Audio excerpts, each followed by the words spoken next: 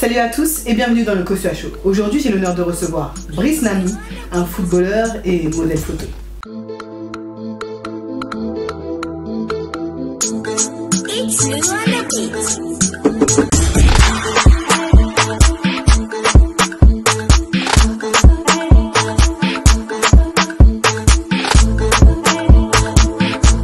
Tu vas bien? Ça va et toi? Ça va. Je suis contente de te recevoir. Moi aussi, très heureux, merci pour l'invitation déjà.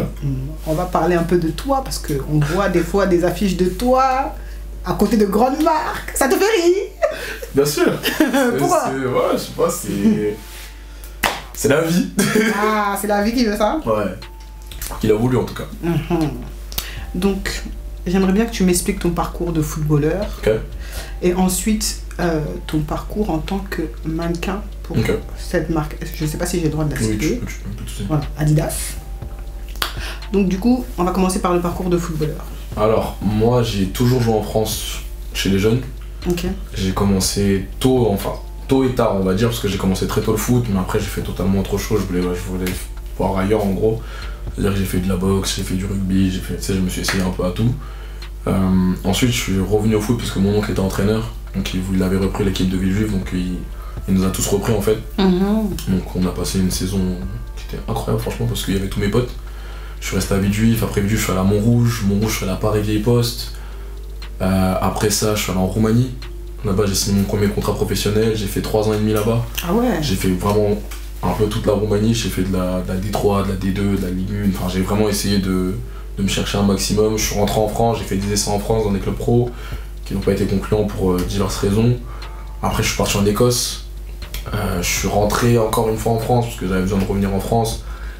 J'ai essayé de repartir quand même à l'étranger, mais après bon, il y a eu le Covid, il y a eu plein de choses, il y a eu moi aussi le fait que je voulais plus faire de foot pendant un moment. Ouais. Il y a eu le fait que je voulais tout simplement être resté dans mon coin, rester en famille, et voilà. Après, quoi d'autre? Je crois que c'est tout. Mon parcours en tant qu'ambassadeur... Ouais, comment ça se fait que tu es devenu ambassadeur? Qu'est-ce qui a fait? J'aime bien dire que je ne sais pas. Mais tu sais. En soi, en vrai de vrai, je sais pas. Tu sais pas? Parce que... Ce qui s'est passé... les a attirés pour... Ouais, c'est ça en fait. C'est que ce qui s'est passé, c'est que j'étais en Roumanie à ce moment-là, donc j'étais pro, j'avais vraiment pas ma tête à la France à ce moment-là. Et je crois que c'était un mardi, mon pote il m'appelle, il me dit gros vas-y faut que tu rentres en France et tout, il y a un tournoi organisé par Adidas et tout, faut que tu viennes jouer et tout, etc. Je dis frérot tu me racontes ta vie, j'ai match demain. Je vais pas rentrer en France pour un tournoi, je sais même pas c'est quoi. Il me dit viens t'inquiète, c'est sur la tour Montparnasse, tu vas kiffer et tout, etc. Je dis bon c'est quoi le truc? Il me dit c'est samedi. Bon, on avait match mercredi, on avait match vendredi. Donc je dis il y a peut-être moyen que je m'arrange avec le coach pour pouvoir rentrer. Donc j'appelle le coach, je dis voilà, bon je vais un peu mentir, hein. Je lui dis que ma mère était malade, maman pardon. Mais c'est pas mauvais. Ouais, bon pour la suite, à ce moment là je savais pas. Donc je lui ai dit ouais ma mère est malade, il faut que je rentre en urgence et tout, il m'a dit bon vas-y et tout, etc. Donc j'arrive là-bas, je fais le tournoi et tout. Bon on gagne même pas forcément le tournoi, mais en gros je croise un journaliste de foot mercato et je vais le voir. Je lui dis ouais excusez-moi j'aimerais vous poser une question. Il me dit oui qu'est-ce qu'il y a? Je fais mais pourquoi j'ai pas ma photo sur ma fiche foot mercato? Et tu sais il me regarde de manière en mode très hautaine, en mode genre t'es qui toi? Ouais, tu sais il me dit après, il me dit déjà pour avoir une fiche faut être pro. Ah. Des deux haut en bas, j'ai sorti mon téléphone, j'ai tapé mon nom, j'ai dit ça c'est quoi ça? Il m'a dit mais vous êtes footballeur pro? Non mais je savais pas. Je dis bon oui bref là on n'est pas là pour ça. Il a changé son comportement. Direct. Et je lui dis mais ça se passe comment pour avoir sa photo parce que c'est mieux pour présenter au club etc. Il me dit c'est pas moi qui gère ce service là etc. Bref on parle un peu et il me dit est-ce que ça vous dérange de faire une interview pour l'événement? Je dis non tu sais si tu veux. Toi ta maman est malade quand t'as vu Bon, il savait pas trop. Ouais. Donc je fais l'interview et tout, et après donc on fait le tournoi. En fait on perd, mais on se fait escroquer sur un but, bref, un truc de con. Et je reçois un message sur Instagram, genre je crois une semaine après, d'un mec qui me dit ouais, j'aimerais te faire passer un casting. Mais t'as vu le compte, je vois pas Adidas, je vois rien. Je dis c'est qui cet imbécile? Il dit vas-y ouais. Je dis ouais t'inquiète hein. Genre vraiment ouais t'inquiète. Il me dit ça se voit que tu me prends pas au sérieux et tout, etc. Je te passe mon numéro, passe-moi ton numéro, je t'appelle et je t'explique tout, etc. Je mon numéro, il m'appelle, il me dit voilà, écoute, moi je travaille pour telle agence, à l'époque c'était We Are Young Agency. C'est une agence d'événementiel qui gère un peu tous les événements pour Adidas. Il m'appelle, il me dit bah écoute, je travaille pour telle agence, on est en partenariat avec Adidas sur tel projet, tel projet, tel projet. Leur profil, ton profil leur a plu. Je fais mais mon profil il est sorti d'où? Il dit bah un mec qui arrive avec des cheveux roses à un événement de foot, il y en a pas beaucoup. Je fais ah. Il dit bah on a aimé un peu l'énergie que t'as, parce qu'on a vu l'interview Foot Mercato, etc. Donc on aimerait bien te proposer un casting. C'est j'ai rien à perdre, c'est les vacances, bon, c'est pourquoi pas, tu vois. Donc je fais le casting, je retrouve un de mes meilleurs potes, Mickaël, donc que j'avais pas vu depuis longtemps. Ouais, que j'avais pas vu, tu sais, plus grave longtemps, donc ça, tu sais, ça fait grave plaisir de recroiser un pote comme ça. On fait le casting, bon délire de ouf, on était qu'entre potes, donc c'était, tu vois, c'était lourd. Et là, genre, je crois que 2 semaines après, tu sais, moi j'avais plus le casting en tête pour moi, tu sais, vas-y, c'est bon, ils m'ont bluffé là, c'est bon, cette histoire-là. Je me suis dit, c'est Mickaël qui va le faire parce que lui était déjà dans le truc. Mignon garçon. Très mignon. Donc tu sais, moi je suis plus dans le truc, tu vois. Et le mec il m'appelle, il me dit ouais, bah écoute, t'as été sélectionné pour le casting, toi et Mickaël vous partez à Madrid. Tu t'es dit mais on va faire quoi là-bas? Tu sais, genre, je me dis, qu'est-ce qu'il raconte lui? Et tu sais, il me dit ouais, je fais bah attends, moi et Mickaël, nous deux ensemble. Il dit ouais, je raccroche. J'appelle Mickaël, je fais gros, ils t'ont appelé? Je fais qui? Je fais gros, on a été pris pour la pub, gros. Il me dit non, je fais gros, on a été pris pour la pub et tout. Je fais... Après, le mec il me rappelle, tu sais, il force. Je fais attends, le mec il m'appelle là, attends, je te rappelle tout de suite, mon gars. Je le rappelle, je dis ouais, oui, bon, il dit vous allez être payé tant. Je fais mon gars, je m'en fous. Là, tu me dis que je vais dans le club que je préfère avec mon meilleur pote. Franchement, tu peux me dire où on va, même à Marseille, j'y vais, tu vois. Donc c'est comme ça que ça s'est fait, on a fait la pub. Rentrant en France, Adidas nous propose un contrat. Attends, tu vas vite. Tu vas vite. Vous avez fait la pub, mais il faut expliquer la pub. C'est pas une petite pub. Ah, tu dis comme si c'était la pub de yaourt, je sais pas. Tu es parti faire la pub, c'était quoi comme pub? C'était une pub pour le Real Madrid et pour Adidas Football. On a fait une semaine de tournage entière. Avec, on était 10 en tout. Ouais, je crois qu'on était 10 talents, on va dire. Il y avait vraiment de tout, genre, il y avait un Mexicain, un Italien, un Hollandais, enfin, il y a vraiment un mix de tout le monde. Et donc on a resté une semaine au Real Madrid. On allait aussi au centre d'entraînement de l'équipe d'Espagne.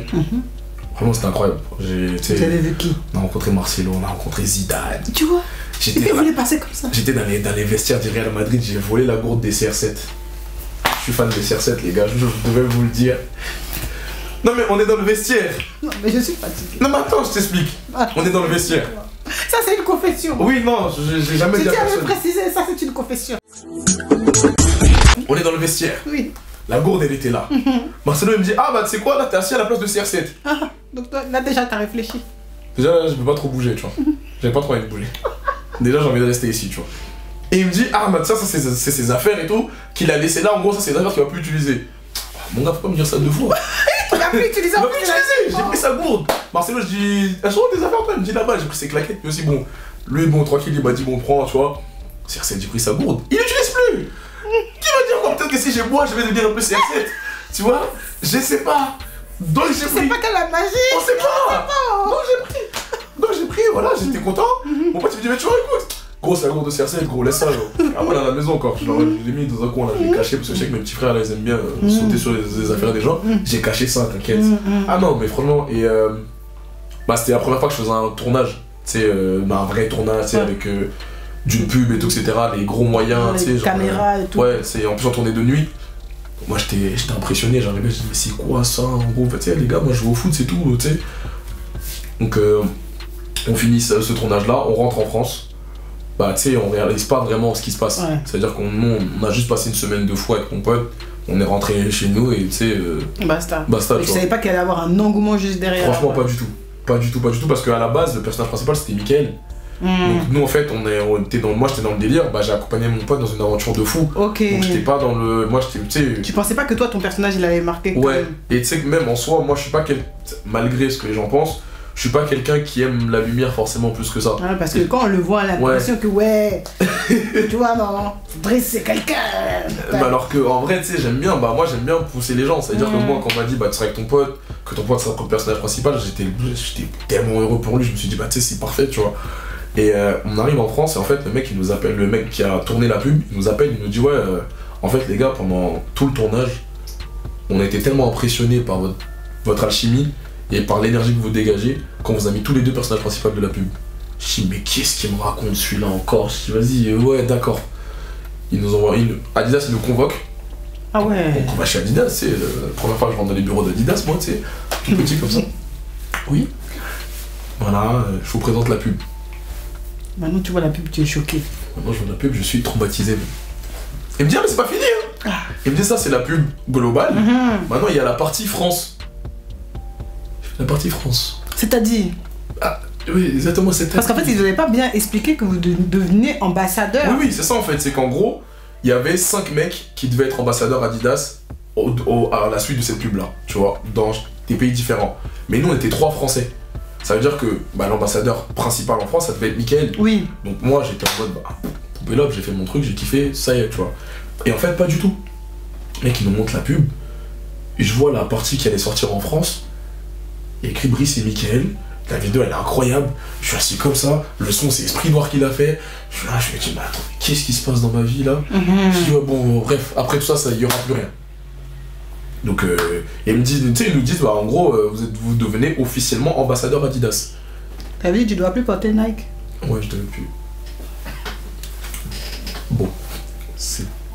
Bon, les gars, dépend un peu de chaussures, je n'ai plus de contrat avec Adidas, la vie elle est ainsi faite.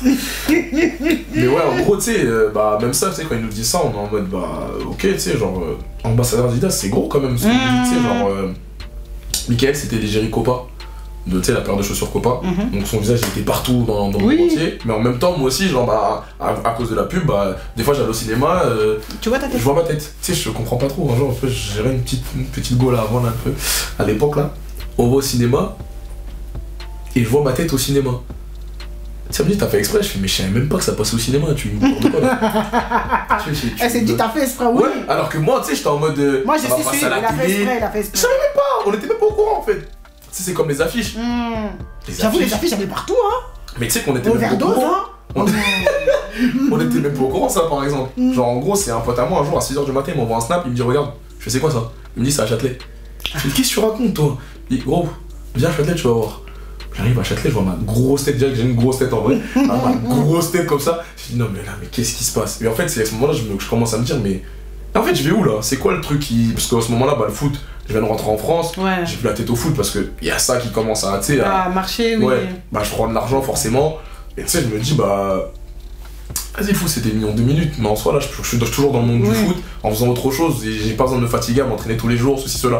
Donc ouais, vas-y. T'as commencé à prendre goût. Voilà. Donc je suis dans le truc et tout. Ils sortent un autre projet Adidas. C'était la Tango Squad FC. Oui, ça. Ouais, en fait, c'était une équipe de football à 11. Et en fait, au début, ils prennent les 5 mecs de base de la pub. Et d'autres mecs qu'ils ont rajouté. Et d'un coup, en fait, tu sais, on en parlait avec Mickaël, je fais putain, ça serait trop lourd qu'on joue ensemble, ça fait longtemps qu'on n'a pas joué ensemble. Mais tu sais, on en parlait comme ça, genre, juste comme ça. 2 jours plus tard, le mec d'Adidas il nous appelle, il dit ouais, bon, Brice, tu vas jouer avec Mickaël dans la Tango Squad FC, hein. Je fais, ah, d'accord. Je vais pas dire non, tu sais, genre, tu vas au Bayern Munich, tu vas à Manchester, tu vas à la Juve, tu vas au Real, tu sais, tu rencontres des stars que moi je voyais à la télé quand j'étais plus petit, genre des mecs que je rêvais de côtoyer un jour, mais tu sais, sur un terrain de foot. Et tu te dis, mais en fait, pourquoi je continuerai le foot? Bah oui, parce que t'es en train de vivre le parcours de footballeur, mais ailleurs. Ailleurs, tu vois, genre, donc je suis en mode, mais en vrai, le foot, je me casse la tête pour rien, tu vois. Je prends plus d'argent en faisant des pubs. Et au-delà de ça, je prends plus plaisir en faisant des pubs parce que je suis avec mon pote, tu sais, la vie d'un mec qui fait des pubs, tu sais, c'était quoi? C'était que chaque semaine, j'étais en voyage. J'étais dans un hôtel 5 étoiles tout le temps. Je payais rien. J'avais une carte, c'était, Adidas me donnait des cartes en gros pour avoir des habits ou même, tu sais, on me donnait de l'argent même quand tu bougeais. Et je t'ai payé pour faire ça. C'est ça. En plus, je jouais au foot parce que forcément, c'est une équipe, donc on avait entraînement, tout, bref. On joue aussi au foot, mais dans des clubs de foot, tu vois. Je me dis, mais pourquoi je vais continuer à jouer au foot dans un club où je vais m'ennuyer avec des mecs que je trouve pas forts, alors que là, en gros. Là, c'est un vrai challenge, ouais. C'est ça en fait. Là, je m'entraîne avec des mecs. J'ai rencontré Quadrado, je suis parti au Real. J'ai rencontré, tu sais, des mecs comme Zidane, Marcelo. Je suis arrivé au Bayern, j'ai rencontré quasiment toute l'équipe. Et quand un mec comme Javi Martinez il te dit, ouais, t'es un bête de joueur de foot, il t'appelle Mini Paul Pogba, tu commences à réfléchir, tu te grattes la tête, tu te dis. Mais qu'est-ce que tu as manqué? Tu sais, genre, j'étais en mode, mais. Je vais faire quoi avec le vrai foot en gros, tu vois. Et à ce moment-là, ma tête elle commence à tourner, mon oncle il me parle un tas, parce que mon oncle c'est un ancien pro, et il s'occupait de moi à ce moment-là. Il me parle, et tu sais, en gros, tu sais, t'es jeune, t'écoutes pas non plus forcément. T'écoutes pas. Tu sais, je suis encore dans mon rêve, je suis avec mon pote, tu sais. T'as pas fait attention? Pas du tout. Pas du tout, j'étais encore dans mon truc et je me dis, vas-y, le foot, ouais, vas-y, tant pis, tu vois. Et donc je commence à rester dans le truc, on a des événements chaque semaine, on doit faire ci, on doit faire ça tout le temps. Et tu sais, je me dis, en vrai, le foot, vas-y, on va mettre ça de côté, c'est bon, c'est pas la peine, tu vois. Il y a d'autres choses à faire. Sauf que. Mais est-ce qu'à côté, tu t'organisais pour réellement mettre le foot de côté? Ouais, moi j'avais fait l'entraînement. Un exemple tout bête, c'est une anecdote que j'ai jamais raconté à personne. Encore une confession. Un jour, on va en Coupe de France à Dieppe. Enfin, ouais, à côté de Dieppe. On perd 3-0. Je fais Zarma, je suis blessé. Genre, j'avais mal, mais j'étais pas blessé. J'ai dit à mon moment que je suis blessé. Je suis rentré sur Paris. Le lendemain, j'ai pris l'avion pour aller en Corée du Sud avec Adidas. Genre, tu sais. Voilà. Tout ça parce qu'en fait, j'avais plus envie de faire de foot. Parce que c'était plus dans ma tête, c'était plus ce que je voulais. En plus, le monde du foot, c'est un monde bizarre, donc... ça te fatiguait, en fait. Ouais, enfin, tu sais, j'avais découvert le monde du foot ailleurs. Mais t'avais l'impression que dans le vrai foot, comme tu dis, t'arrivais pas à t'accomplir réellement. Peut-être que tu trouvais que ça mettait du temps à arriver. C'est ça, surtout, en fait. Et comme t'avais le côté publicitaire, le côté flash, le côté strass et paillettes qui arrivait directement avec Adidas, du coup, tu t'es... C'est exactement ça, c'est que je me disais, bah déjà, ça mettait trop de temps. Donc j'étais pas patient du tout à l'époque. Je suis fort, pourquoi je suis pas là-haut? Tu sais, j'étais vraiment dans cette mentale-là. Et à côté, bah, comme t'as dit, bah, j'étais connu pas pour mon talent en soi, mais on savait que je savais jouer au foot, tu vois. Ouais. Et que, bah, grâce à ma tête, en gros, bah, j'allais juste me coiffer 2 fois par semaine, et puis ça suffisait, tu vois. J'avais pas besoin d'aller me fatiguer à faire des entraînements de 3h, 4h, 5h, tu vois. Genre, ça suffisait. Et du coup, est-ce que tu t'es rendu compte que, quelque part, c'est ta beauté qui t'a sauvé? Ouais et non. Parce qu'en fait, à ce moment-là, moi, j'étais dans un délire où je me disais, ça va être toute ma vie. Parce qu'en fait, non, pas du tout. Au bout d'un moment, tu sais, le buzz, ça monte. Au bout d'un moment, tu sais, il te regarde de là, il dit, ouais, bon, mon gars, t'as assez profité, c'est bon. Ça descend. Mais quand ça descend, si t'as pas fait les bons choix, si t'as pas investi, si t'as pas fait ci, si t'as pas fait ça, bah, tu te rends compte qu'en fait, t'as rien fait. Et là, tu te rends compte que c'est chaud. D'un coup, ça devient compliqué parce que tu te dis, je vais faire quoi de ma vie en vrai? Parce qu'il faut que je retourne dans le foot ou pas. Ou est-ce que tu vas travailler? Est-ce que je vais taffer? Est-ce que je suis prêt à travailler? La première fois qu'on m'a dit de travailler, j'ai regardé les gens, j'ai dit non les gars, s'il vous plaît. Je suis parti dans un club, une anecdote que j'ai jamais dit à personne encore. Je suis allé dans un club, c'était à Cholet. Le coach il m'a dit écoute, moi j'ai pas de contrat à te proposer, mais je vais te faire travailler au McDo. Oh! On peut faire ça. Le gars était la tête de Adidas. Ouais. Toi, tu veux l'envoyer à la McDo. Est-ce qu'on peut faire ça? C'est qu'en gros, tu sais, à ce moment-là, dans ma tête, j'étais en mode, mais ouais, ça me respecte plus ici. C'est ça. Et en fait, non, c'est juste que c'est des réalités. C'est ça, en fait, c'est des réalités. Tu vois, y a pas de là, tu vas faire tes preuves, y a pas de starification ou quoi, etc. C'est une réalité. Mais moi, j'étais dans le mood, mais il est fou, quoi, lui. Ah, mais oui. Et après, c'était quelqu'un que j'appréciais beaucoup. Tu sais, c'est un coach qui m'a fait confiance, mais vraiment, il s'appelle Elvis Dufresh. Salut. Et tu sais, c'est vraiment quelqu'un que j'apprécie, genre vraiment comme un père, tu vois. Et je lui ai dit, vas-y, tiens, je vais te faire confiance, je vais travailler. Ma pote, je l'appelle, je dis, tu sais que je t'ai fait au McDo. Fou rire pendant 30 minutes. Mais qu'est-ce que tu racontes? Toi, c'est impossible, tu travailles, toi, tu sais pas travailler, c'est pas possible. Et tout, tu sais, des trucs de, tu sais, en mode. Brice n'a pas travaillé, genre. Tu sais, des gens, j'étais en mode, mais qu'est-ce que tu racontes, toi? Et tu sais, même moi, au début, j'étais en mode, ouais, je taffe, quoi. Enfin... Et tu sais, j'ai pris goût à ça quand même. Tu sais, j'aime bien ces petites villas tranquilles où. Tu travailles, en fait, l'argent que tu gagnes, c'est ton argent, tu t'es levé le matin. C'est ça en fait, tu sais, t'as trimé pour avoir ce que t'as, et c'est mérité en fait, c'est pas... Dans le foot, il y a des trucs qui sont pas mérités. Tu vois, il y a des moments où tu te retrouves à jouer, par exemple, alors que des fois, moi je jouais, je m'entraînais pas de la semaine. Mais je jouais. Et vice versa, il y a des moments où je m'entraînais comme un fou, mais j'allais pas jouer. Tu sais, genre, c'est pas forcément mérité, tu vois. Donc moi j'aimais bien ce côté-là où je me disais écoute... Ça t'a amené une structure. C'est ça en fait, où j'étais dans un autre monde parce que les gens ils me connaissaient pas aussi. Il y en a ils me connaissaient genre en mytho, mais frère on est au travail. C'est-à-dire que ouais, Brice Nano à Star Adidas on en a rien à foutre ici. Tu sais, bon, t'es dans le même McDo que nous. C'est ça. Donc des fois c'était un peu...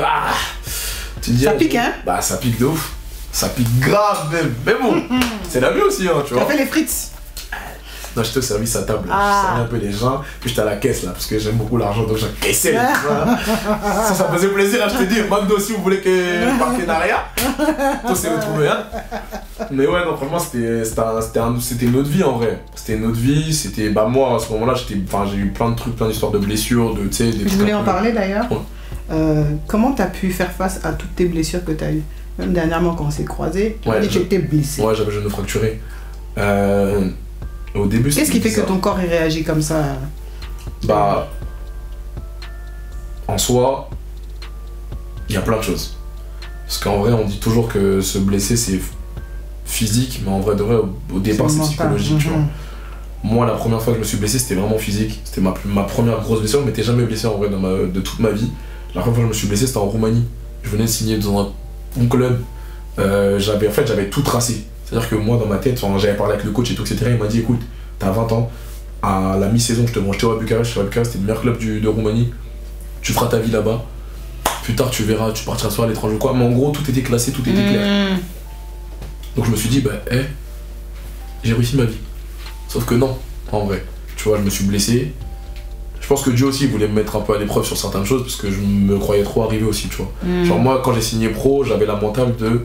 Bah, je voulais montrer à toutes les personnes qui n'ont pas cru en moi que je pouvais le faire. T'étais dans un esprit un peu de... Ouais, c'était vraiment que de la revanche. En fait, et c'est même pas une bonne motivation parce qu'au final, quand je suis arrivé, j'étais en mode bah ouais. Ça y est, mais il n'y avait pas de vraie satisfaction. Bah non, en fait, moi en soi, j'étais là pour être là, tu vois. J'aimais ma vie de footballeur, mais en vrai, c'était juste pour dire aux gens, je suis pro, pas toi. Pour toi, t'étais meilleur que moi, tu vois. Et en soi, bah c'est nul, tu vois, genre, tu sais, c'est vraiment nul. Donc je me suis blessé une première fois, bah j'étais tout seul, j'étais en Roumanie. Ma mère était pas là, et enfin, tu sais, j'étais vraiment tout seul, tu vois. Le club m'a tourné le dos. Ah ouais. Ah, parce que faut pas se mentir.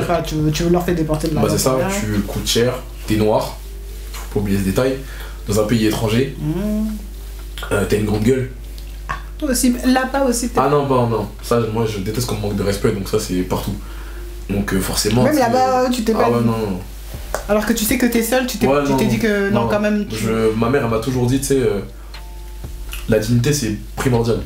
Okay. Comparé à l'argent, comparé à tout, si t'as pas de dignité ça sert à rien. Tu peux faire ce que tu veux, hein. T'as pas de dignité ça sert à rien. Donc je me suis jamais laissé faire. Peut-être que des fois j'ai abusé, mais jamais de la vie en gros je me suis laissé faire, tu vois. Okay. Donc au niveau des blessures j'étais très très seul. Et après avec le temps bah, je me suis fait un staff. Et là ça va beaucoup mieux parce que là même la dernière fois j'étais blessé, maintenant je vais beaucoup mieux, tu vois. Mais maintenant je suis mieux entouré qu'avant. Ok, d'accord. À ce moment-là, les premières blessures j'étais seul, mais là je suis entouré, je sais que demain je me blesse tranquille. Je vais appeler tel ostéo, je vais appeler telle personne. Si je me sens pas bien même mentalement, je vais appeler telle personne. Tu prends l'habitude d'aller voir des gens pour parler de ce qui ne va pas? Bah pas forcément les gens. Enfin, quand je dis des gens, des professionnels. Non, moi c'est... il y a un moment où j'étais suivi par un psychologue, bah, par rapport à la fameuse histoire, même avant ça. Et j'étais suivi par un psychologue parce que ça allait pas. Mais en fait, c'est une personne qui me connaît pas en soi. Donc j'avais mes sœurs entre parenthèses, on n'a pas le lien de sang, mais ça reste mes sœurs quand même. Là, une avec qui je vis, l'autre c'est la femme à Florentin Pogba, Sarita, et il y a Marie-Noël Kipré qui m'a toujours fait confiance. Donc c'est des gens à qui, genre en gros, bah, dès que j'ai un problème, allô, je vais pas bien. Et c'est des personnes, en gros, elles sont pas là pour me dire, Brice, t'es le plus beau, t'es le plus fort. Ok. C'est Brice, t'es une grosse merde, t'as fait ci, ça allait pas. Mais ok, on va mettre ça de côté, on va te faire avancer. Faut que tu fasses ça, faut que tu fasses ça, faut que tu fasses ça. Et en gros, j'ai eu besoin de ça dans ma vie parce qu'il y a un moment donné. Où t'avais l'impression que tout le monde te caressait dans le sens du poil? Ouais, c'est même pas une impression, c'était vrai. C'était vrai, tout le monde te caressait dans le sens du poil. Ouais, même ma mère, je te dis la vérité, c'était vraiment. Personne te dit non. Est-ce que c'est un phénomène qui est récurrent chez les footballeurs? Où on a l'impression qu'on n'arrive pas, que votre entourage n'arrive pas à vous dire non? Et donc du coup vous vous permettez... Il y en a très peu qui ont un entourage qui est honnête avec eux, tu vois. Moi j'ai eu de la chance, Dieu merci, j'ai des gens qui sont autour de moi qui savent me dire gros tu fais n'importe quoi. Mais il y en a plein, et ça date pas de maintenant, t'as des mecs qui sont en centre de formation, bah on leur fait tout. Tu sais, demain, coach je me sens pas bien, je vais rater l'école. Bah non, normalement tu dois lui dire non, mais le poteau il met triplé chaque week-end. Il fait gagner ton équipe, donc forcément tu vas lui dire quoi? Bah faut le caresser dans le sens du poil parce qu'il faut qu'il fasse gagner des matchs, donc tu laisses faire, ainsi de suite, et ça va avec tout. J'ai des potes à moi, ils étaient au PSG, à l'école ils foutaient rien, mais les gens faisaient leurs devoirs à leur place. Donc, mais c'est vrai que quand tu fais du foot, on te met dans une sorte de cocon où on doit te protéger un maximum. Mais ça fait pas grandir une personne en tant qu'homme, tu vois. Ça te fait juste grandir en tant qu'un petit con qui va juste grandir avec de l'argent plus tard. Ou pas, parce que des fois, il y a des gens qui. Ouais, ça marche pas, ouais. Moi, l'exemple parfait, c'est qu'il y a des moments où ça marchait, mais il y a des moments où ça marchait plus. Là, actuellement, je suis dans une phase où je suis entre les deux. Donc, non, tu sais, genre, comme j'ai dit, heureusement qu'aujourd'hui, j'ai des gens qui sont là pour moi, mais il y a des gens qui s'en trouvent tout seuls. Parce que leur entourage n'ont pas su leur dire qu'à ce moment-là, mon gars, tu sais, travaille. Soit un homme, en fait, soit pas juste un footballeur, soit un homme, travaille, réfléchit un peu plus, et ça ira. Mais il y a des gens, laisse tomber. Moi, je connais des cas. Les mecs aujourd'hui font plus de foot, ils sont. Tu sais, c'est des mecs super forts, tu vois. Mais aujourd'hui, ils font plus rien. Des talents gâchés. Ouais. T'as des mecs. Il y a un mec, c'était le meilleur joueur de France, l'un des meilleurs joueurs de France. Aujourd'hui, il est en prison. Ah. C'est compliqué. C'est dur, hein. Et pourtant, tu sais, c'est. Il est fort, hein. Mais il est en prison, tu vois. Et c'est ça qui est dommage. Après, comme t'as dit, c'est qu'il y a ce cocon-là, il y a les. Il y a l'argent derrière le foot. Tu sais, tout le monde, en fait. Le truc, c'est que les gens, dès qu'ils voient football ou footballeur, c'est argent. C'est faux. c'est faux. Arrêtez, surtout les filles. Il faut savoir que tous les footballeurs n'ont pas d'argent. Ah bon? C'est pas tous. C'est faux. Il y en a qui, même ceux qui jouent en Ligue 1, Ligue 2, écoutez bien. Peu importe. Attends d'abord. Attendez. Comme dirait mon ami Jimmy Pepper Street. Écoutez bien le conseil qu'il va vous dire. Parce que tout le temps vous êtes là, vous prenez en référence, oui, mais les footballeurs, ils nous prennent pas, ils prennent telle catégorie. Écoutez bien les conseils. Vous n'allez pas vous faire piéger n'importe comment. Si vous voulez manger à l'argent des footballeurs, écoutez les conseils. Allez-y. Et ça, c'est même pas moi qui le dis, hein. C'est la femme de certains joueurs. Et les gars, il y a des footballeurs, ils sont en Ligue 1, ils ont joué, tu sais, ils ont de l'argent. Mais ils ont des dettes à côté. Il y a des prêts, tu sais, ils ont des vies. Voilà. Tu vois. Donc c'est vrai que t'en as qui ont de l'argent, oui, effectivement, qui sont bien dans leur vie, qui peuvent claquer comme ils veulent, etc. Oui, c'est indéniable, c'est le foot, c'est comme ça. Mais il y a aussi, on a d'autres, et c'est pas forcément le cas. Moi, j'étais dans la phase où j'avais de l'argent, où j'étais bien, je vivais très très bien, et j'avais zéro problème pour claquer de l'argent bêtement. Mais j'étais aussi dans la phase où, gros, c'est bizarre. Tu sais, quand tu touches pas ton salaire, quand tu touches pas ta prime, quand tu touches pas ceci, quand t'es blessé, faut payer ça, faut payer ci. C'est compliqué, hein. Tu contractes des prêts, tu contractes des ceci. Parce que tu as un train de vie et il faut que le train de vie puisse continuer. Ouais, donc, mais en plus, c'est quoi? C'est que moi, j'ai arrêté le foot à un moment. Ma plus grosse erreur, c'était de me croire footballeur encore à ce moment-là, tu vois. Ça veut dire qu'en gros, je faisais quoi? Je traînais avec les mêmes gars avec qui je traînais avant. Donc je traînais avec des footballeurs qui étaient blindés, mais je continuais à traîner avec eux. Donc en mode, je me mettais encore plus dans des problèmes. Pourquoi? Parce que j'avais envie de faire comme eux, tu vois. Et en fait, au bout d'un moment, t'es obligé, le monde du foot, il t'oblige à ça aussi un peu d'un côté. Parce que tu peux pas non plus, tu sais, demain, je traîne avec un mec qui joue au Real Madrid. T'as pas le même... ma gueule, on n'a pas le même salaire déjà.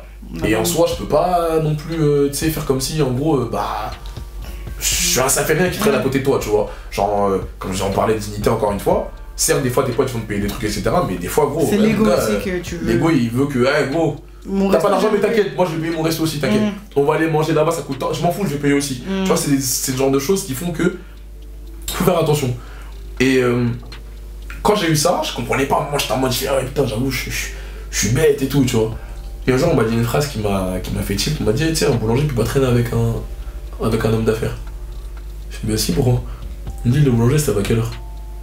Je me dis, mais c'était à 3h du matin. L'homme d'affaires, il se réveille à quelle heure? Je sais pas, 10h, 11h. Mais voilà. La différence, elle se fait juste là. C'est-à-dire que, peut-être ils vont s'accorder sur un moment, mais pendant que le boulanger il dort, l'homme d'affaires il est en train de bosser. Pendant que l'homme d'affaires il dort, le boulanger est en train de bosser. Il n'y a pas de sous-métier, faut pas commencer là parce que non, on vous voit venir. Il n'y a pas de sous-métier, il n'y a pas de métier plus haut que l'autre. Un travail, c'est un travail, mais il y a un gars, il a dit, l'argent, puis c'est un argent, ça fait des l'argent. Voilà. Donc, l'argent, c'est l'argent.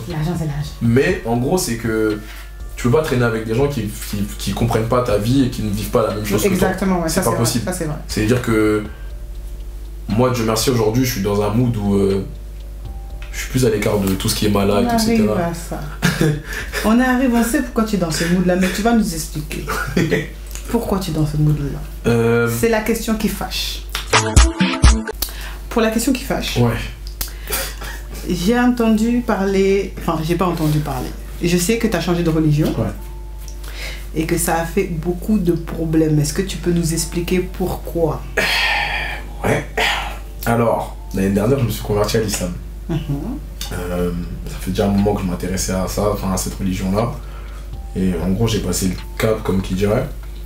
Parce que moi, je suis né dans une famille de... Enfin, j'ai la partie de ma famille qui est musulmane. Mais ma mère qui m'a élevé, bah, elle est chrétienne. Et moi, mes tantes, elles sont pasteurs. Ma mère, elle est à l'église. Tu vois, genre... Voilà. Elle est dans ce truc-là aussi. Ma mère va devenir pasteur aussi, tu sais. C'est très deep. Voilà. Et bah... Moi aussi, j'ai été à l'église pendant des années. Oui. J'étais très investi dans l'église. T'es élevé comme un chrétien, quoi. C'est ça. J'ai été très investi. Je voulais prêcher aussi pendant un moment. Et un jour, bah... j'ai pris ma route. T'as annoncé que t'es devenu musulman. Ouais. Comment ils ont pris ça? J'étais au Portugal. Quand j'ai annoncé à ma... Enfin, tu sais, j'avais déjà annoncé avant, mais j'étais au Portugal. Ma tante m'a envoyé... Quand je compte dans ma tête, 10 audios. Dans les 10 audios, il y en a 5 où elle m'insultait. 2 où elle essayait de me raisonner. Et le reste, c'était que pour me dire que j'avais fait du mal à ma mère. Wow. Donc, tu sais, moi, ma mère, c'est mon tout, tu vois. Et quand t'entends ça, tu te dis, mais j'ai fait quoi de mal? À part juste chercher ma voix, tu vois. Et ça m'a mis dans un truc. Ça t'a mis dans un mauvais mood? Ouais, où je me suis dit, bah en fait, peu importe ce que je pourrais faire, bah ça sera jamais assez bien, tu vois. Ok. Donc là, tu te retrouves à un point où, parce que tu as changé au niveau de ta foi, dans la manière dont tu vas pratiquer ta foi, ta famille n'est pas du tout d'accord. Non. Et là, tu te sens comme rejeté. Bah fort, parce que moi j'ai quitté chez ma mère, j'avais plus avec ma mère, et je le vois même, tu sais, que dans... comme nos relations de maintenant, tu vois. Tout à l'heure, je suis passé la voir, mais on s'est vu. Enfin, tu sais, ça va, tu vas bien, ouais. Est-ce que toi, tu arrives à comprendre pourquoi ils sont comme ça? Moi, oui, j'arrive à comprendre parce que bah, c'est surtout beaucoup de préjugés, c'est beaucoup d'informations qui rentrent, mais qui sont pas forcément réelles. Et après, c'est des Africains, tout simplement, qui sont dans leur éducation, qui sont dans un truc pour eux, tu sais, un enfant qui est né chrétien, il doit rester chrétien jusqu'à la fin de sa vie. Tu vois, en plus, moi, tu sais, il y avait des prophéties où on disait, ah, lui, il va prêcher, ça sera un évangéliste, etc. T'as vu, ma mère, ça lui fait mal au cœur de se dire que son évangéliste est devenu, et il met le genou à terre et front au sol. Tu vois, ça lui fait du mal, tu vois. Et en soi, je le comprends, mais je comprends pas pourquoi elle arrive pas à accepter. Elle arrive pas à te comprendre. C'est ça, parce qu'en final, je fais juste que suivre la religion. Et en soi, pour moi, c'est juste une continuité de ma religion, tu vois. Genre le fait d'être devenu musulman, bah, ça a été une suite, ça c'est pour mon cas personnel, hein. Ça a été une suite logique dans mon évolution de ma foi, tu vois. J'ai été chrétien catholique, je suis devenu protestant, j'ai été évangélique, et après je suis devenu musulman. Tu vois, c'était juste parce que je me posais beaucoup de questions. Et en fait, à chaque fois que je me suis posé des questions, ça m'a aiguillé vers autre chose à chaque fois, tu vois. Et aujourd'hui, ça m'a aiguillé vers ça, et les questions que je me pose, bah, je ne me les pose plus. Donc en soi, je comprenais pas pourquoi elle voulait pas comprendre ça, tu vois. Ok. Et voilà. Mais bon, ça c'est la partie la plus compliquée. J'espère que ça va s'apaiser. Ouais. J'espère aussi, tu vois. Ça va s'apaiser parce que t'es son fils dans tous les cas, donc ça va s'apaiser.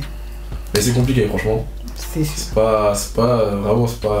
C'est un peu bizarre, tu vois. Parce que moi, comme je te dis, ma mère, c'est mon tout, tu vois. J'ai toujours. T'aimerais bien qu'elle puisse s'asseoir avec toi et que t'essayes de lui expliquer parce que j'ai déjà essayé. c'est les peurs. Ouais, c'est ça, j'ai déjà essayé de lui faire comprendre que voilà, j'allais pas devenir un terroriste qui allait partir en. J'aime trop la vie pour ça, je suis désolé les amis, chez moi je trouve la vie. Donc non, j'ai essayé de lui expliquer que voilà, c'était un choix, ça change pas le fait que je reste son fils, parce qu'elle elle voit comme si on t'a endoctriné, et comme si genre bah moi je l'ai renié, tu vois, alors que ça n'a rien à voir. Tu sais, ça en fait, c'est ma religion, c'est moi et ma religion, mais je reste son fils, tu vois. Ok. Mais voilà. Ça va arriver. Ça va arriver. On va se détendre un petit peu et on va passer au quiz. C'est vrai que c'est un quiz un peu... Hein, c'est pas très fort un quiz. Hein.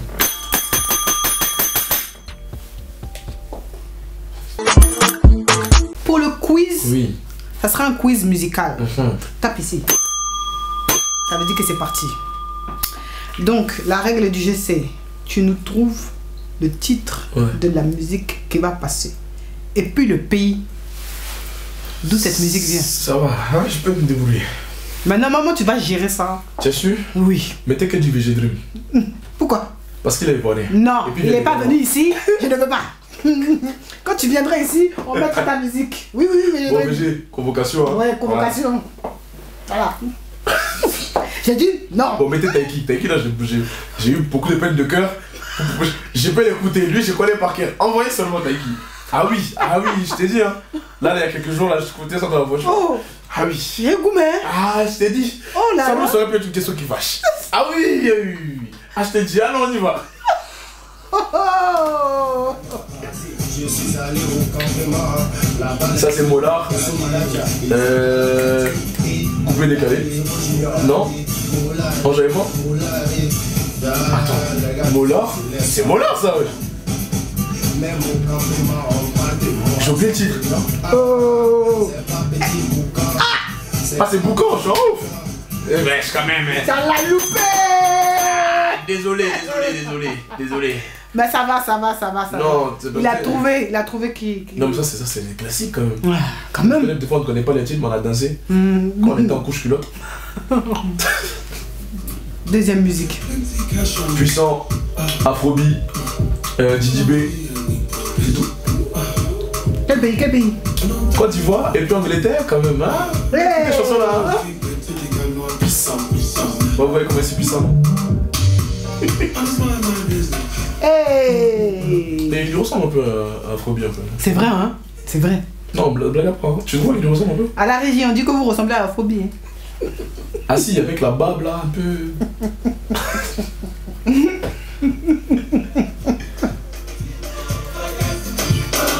Espoir 2000.